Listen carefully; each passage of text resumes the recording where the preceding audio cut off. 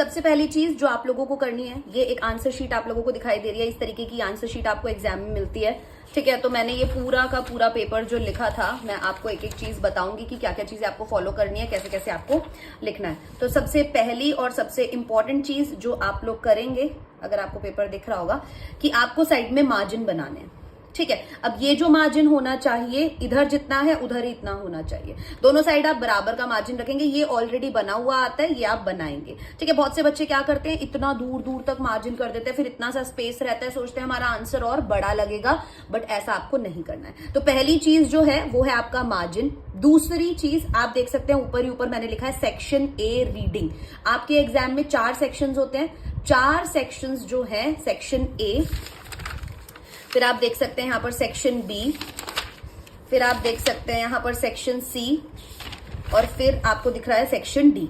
ठीक है, तो मैंने हर एक सेक्शन जब भी स्टार्ट किया तो मैंने वो सेक्शन मेंशन किया। सेक्शन डी लिटरेचर मैंने प्रॉपर मेंशन किया, लाइन उसके नीचे ड्रॉ करी। सेक्शन सी मैंने ग्रामर का किया, पूरा प्रॉपर लिखा, उसको मेंशन किया। ये क्यों इंपॉर्टेंट होता है? इसलिए इंपॉर्टेंट होता है कि टीचर को कोई प्रॉब्लम ना हो, उसे पता चल जाए, वरना आप सेक्शन मेंशन नहीं करेंगे तो इसमें थोड़ी सी दिक्कत जो है वो हो सकती है। चलिए, 2 चीजें हो गई। सबसे पहला मार्जिन हो गया, दूसरा हो गया सेक्शन जो भी स्टार्ट करें।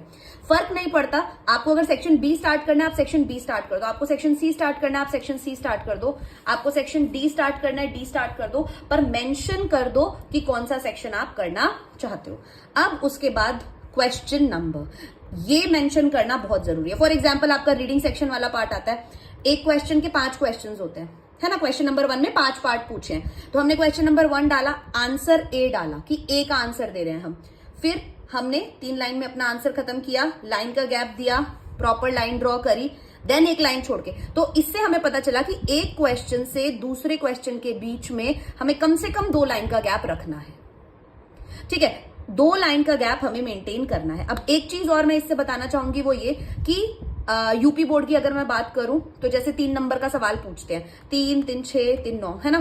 तो 1 नंबर का सवाल पूछा है तो 1 लाइन का आंसर बहुत है, 2 नंबर का पूछा है तो 2 लाइन का बहुत है, 3 नंबर का पूछा है तो 3 लाइन का आंसर बहुत है। बहुत ज्यादा बड़े बड़े आंसर्स आपको इसके अंदर नहीं लिखने। तो जैसे ये 3 नंबर का पूछा होता है ना, तो मैंने क्या किया, 3 लाइन का आंसर लिख दिया, ज्यादा बड़े बड़े आंसर लिखने की जरूरत नहीं है।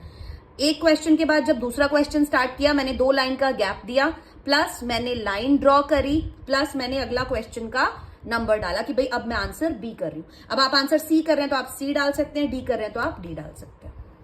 ठीक है, तो इस एक पेज से हमें ये वाली सारी चीजें पता चली। इससे आपने एक चीज और देखी होगी कि आप कट नहीं करेंगे बहुत ज्यादा।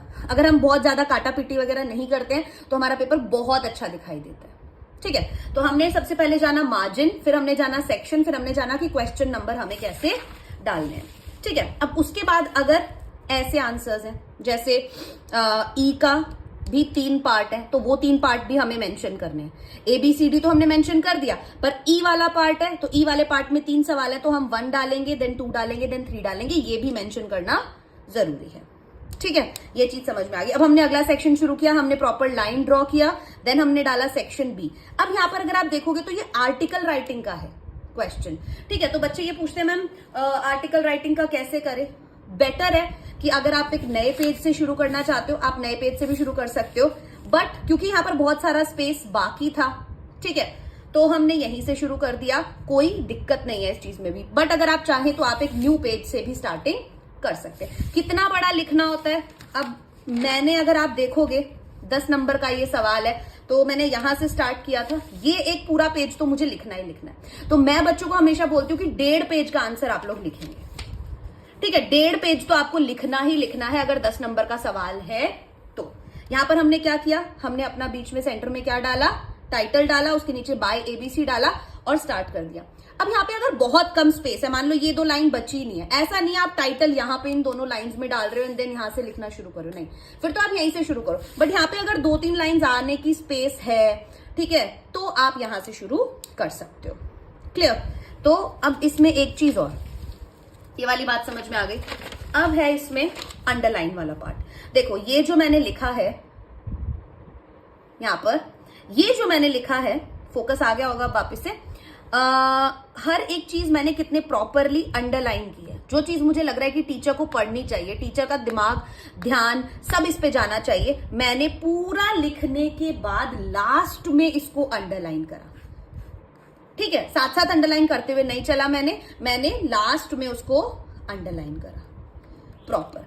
बहुत ज्यादा अंडरलाइन नहीं करना है कि आप सारी लगे मैडम मेरा तो पूरा ही पेपर बहुत ज्यादा इंपॉर्टेंट है तो मैं पूरा का पूरा ही अंडरलाइन कर देता हूं, ये चीज आपको नहीं करनी। ठीक है, समझ में आ गया। यहां पर हमारा ये देखेंगे आप कि आर्टिकल खत्म हो गया है, देन हमारा राइटिंग सेक्शन ही चल रहा है। अब हमने स्टार्ट किया लेटर राइटिंग में भी बच्चों का ये डाउट आता है कि मैम एक पेज में ही खत्म करना जरूरी है क्या? एक पेज में लेटर राइटिंग खत्म नहीं हो सकता। ठीक है, क्योंकि हम प्रॉपर लाइन छोड़ छोड़ के क्या करते हैं, ये वाला तो आधे से ज्यादा पार्ट तो हमारा यही ले लेता है, फिर हमारे पास लिखने के लिए कुछ भी नहीं बचता है।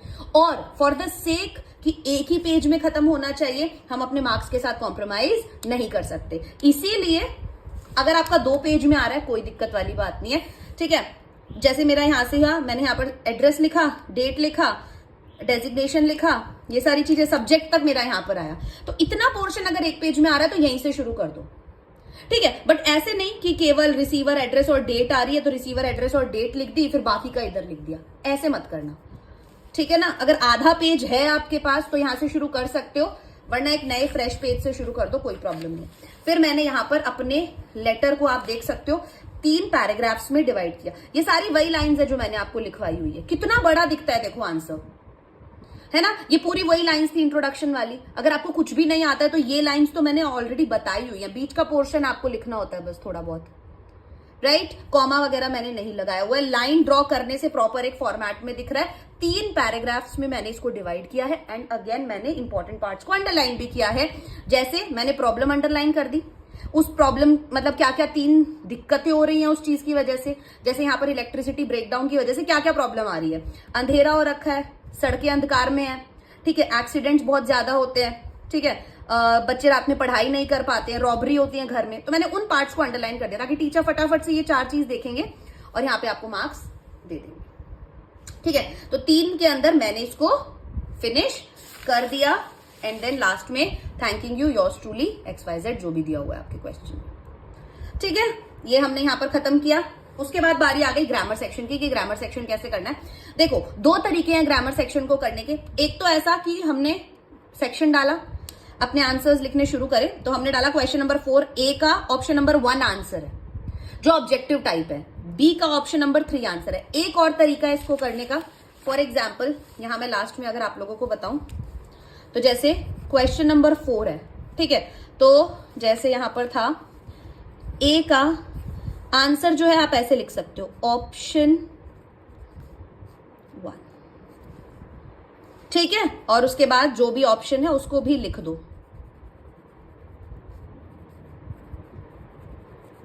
ये भी एक तरीका हो सकता है। जैसे बी का जो आंसर है वो है ऑप्शन 3, ठीक है, वो है वट एवर जो भी है ABCD, तो आप इस तरीके से भी मेंशन कर सकते हो और ये वाला तरीका भी ठीक है। ठीक है, समझ में आया? ग्रामर इसी तरीके से। अच्छा, अब एक चीज ये नहीं करनी है कि ये 2 सवाल कर दिए, बाकी के 3 नहीं आते थे तो लाइन ड्रॉ करके नेक्स्ट क्वेश्चन शुरू कर दिया। नहीं, अगर एक एक लाइन का है, एक एक वर्ड का आंसर है, वहां पे स्पेस छोड़ दो ताकि बाद में वहीं पर कर सकूं, है ना? वहां पे हमने क्या कर दिया बेटा, स्पेस छोड़ दिया ताकि हम उसे वहीं पे कर सके। उसके बाद जैसे हमारा क्वेश्चन नंबर 5 स्टार्ट हुआ तो ऑप्शन पूरा लिखना है, ऐसे केवल 1 लिखकर छोड़ना नहीं है, 2 लिखकर छोड़ना नहीं है। जो भी आंसर है उस आंसर को भी आप प्रॉपरली लिखेंगे। ठीक है, हर एक आंसर के बाद हमने देखो लाइन ड्रॉ करी है, ये रही, ये रही, ये रही, ये रही, ये रही। आप भी ऐसे ड्रॉ करोगे प्रॉपर। टीचर को कंफ्यूजन ही नहीं होना चाहिए कि कौन सा आंसर कहां पर है, इजीली वो आपको यहां पर मार्क्स देते हुए चले जाएंगे। ये स्पेस हम बनाते ही इसीलिए यहां पे वो आपको मार्क्स दे सके। ठीक है, जब वो आपको यहां पर मार्क्स दे सकेंगे तो काउंट भी इजीली हो जाएंगे उनके लिए, कोई प्रॉब्लम भी नहीं आएगी। हाँ, आगे पीछे सेक्शंस अगर कर रहे हो ज्यादा मत करना कि पहले सेक्शन ए कर दिया, 2 सवाल करके फिर सेक्शन सी पे चले गए, सी के 2 सवाल करे फिर डी करने लग गए, ऐसा मत करना। एक बार जो सेक्शन शुरू कर दिया उसको ही आप कंप्लीट करने की कोशिश करना। ठीक है, उसके लिए स्पेस छोड़ देना। उसके बाद जैसे सेक्शन डी स्टार्ट हुआ, लिटरेचर वाला सेक्शन है, तो अब आप शॉर्ट आंसर टाइप क्वेश्चन है। देखो मैंने कितने 4 लाइन में आंसर अपना खत्म कर दिया और मैंने साथ में अंडरलाइन भी किया, families engaged, bangle making, motor mechanic, learn to drive. तो यही करना है, क्वेश्चन नंबर डालना है, सेक्शन डालना है, अंडरलाइन करना है। लिटरेचर में तो अंडरलाइन करना बहुत ज्यादा जरूरी है। हर जगह मैंने मेन चीजों को अंडरलाइन किया है जो मैं चाहती हूं कि जहां से टीचर को आंसर मिल जाना चाहिए। जैसे ये लॉन्ग आंसर टाइप क्वेश्चन था तो हमने यहां पर इतना पोर्शन यहां लिखा है और आगे इतना लिखा है, ठीक है, ये दिख रहा है तुम लोगों को, आगे इतना लिखा है यहां पे। तब क्योंकि 7 से 8 नंबर का सवाल है तो यार मैं कुछ तो लिखूंगा ना, तो एक पेज तो लिखना बनता है। 7 से 8 नंबर के सवाल में एक पेज तो लिखना बनता है, तो मैंने इतना एक पेज जितना आंसर तो लिख दिया आराम से, ठीक है। स्पेस जरूर होना चाहिए एक क्वेश्चन से दूसरे क्वेश्चन के बीच में। मैंने 9th वाला देखो शॉर्ट आंसर टाइप क्वेश्चन था, 3 से 4 लाइन में खत्म कर दिया। छोटे आंसर्स जो हैं उनको उतने में ही लिखो। फिर बारी आ जाती है सेंट्रल आइडिया की। सेंट्रल आइडिया इस तरीके से आप लिख सकते हो। प्रॉपर क्वेश्चन नंबर 10 था, मान लो सेंट्रल आइडिया पे 100% क्वेश्चन आता ही आता है। अ थिंग ऑफ ब्यूटी मैंने लिखा, मैं किस पोम का लिख रही हूं, मैंने राइटर का नाम भी मेंशन किया, आप भी करोगे, ठीक है। और उसके बाद आपने लिखना शुरू किया, सारे इंपॉर्टेंट पॉइंट्स आप लोगों ने यहां पर देखा अंडरलाइन किए हुए। इतना बड़ा लिखना है, यहां पर आपको दिख सकता है, ठीक है। लाइंस अगर आपको नहीं समझ में आ रही है मेरी, वो देख लो मैं कितना बड़ा बड़ा लिखती हूँ, कितना छोटा लिखते हैं बच्चे, इस तरीके से। और एंड कर दिया मैंने लास्ट में अपना अंडरलाइन कर दिया। तो ये चीजें हैं जो एक आंसर शीट आपकी इस तरीके की दिखनी चाहिए। आशा करती हूँ समझ में आया होगा, ठीक है। एंड एक बार फिर से आप लोगों को दिखा देती हूँ कि क्या क्या चीजें होती हैं।